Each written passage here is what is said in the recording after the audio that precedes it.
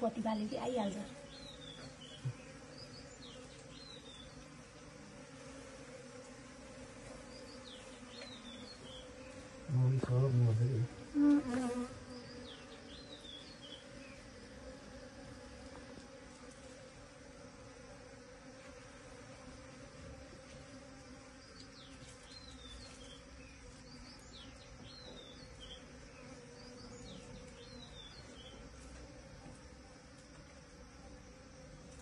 बिचरा यस्तो गाह्रो गरी गरी म काट्नु छ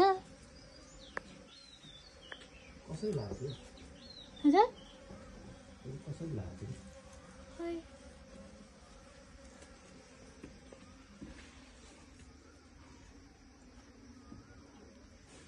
अब तपाईले त छोडिदिनु भयो हैन नसर्किङ गरै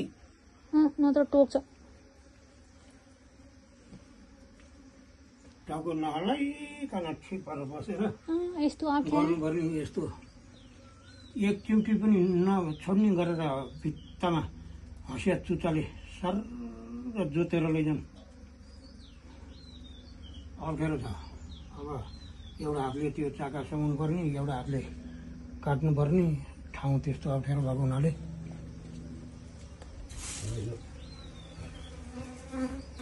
त्यो पुरा नउगरिकन त आउँदैन नि चिचिन्छ जता जता लगेको छ त्यो चाका यसो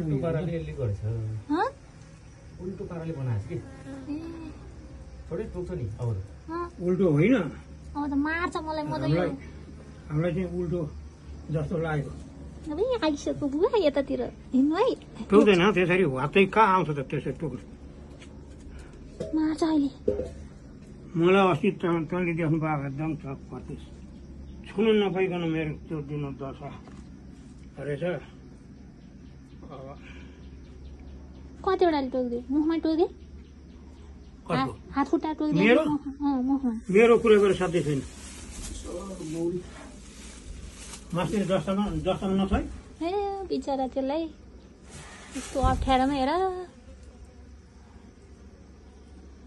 एउटा एउटा गरेर झिक अनि त्यो कुचाले मैले भने जस्तो गरेर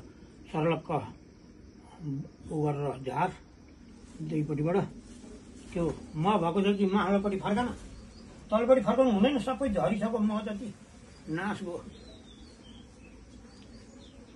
म भएको गरम हुन्छ अनि नभएको चाहिँ हलुको हुन्छ त्यो हलुको चाहिँ तेर्सिएर गर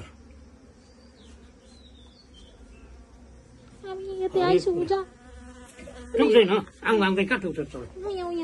त्यसरी टोक्दैन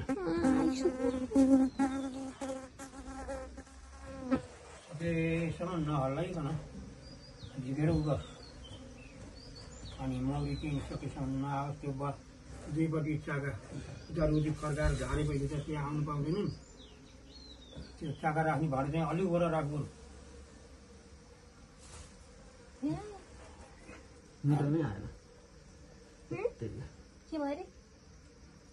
ए सबै बग्दो रहेछ है भैँगरी ल यहाँ माउरीको घार मात्र कतिवटा छ ल हेर्नु है साथीहरू के कराएको त्यो तातो झारे फुर्ती गरेर गर्ने हुँदैन एकचोटि भनेपछि उनीहरूले हेर्छन् यो गरेछ भन्ने विश्वास हुन्छ चाहिए आउँछन् नचाहिए आउँदैन कर पनि छैन हो हामी त सक्दैन कि सबै कुरा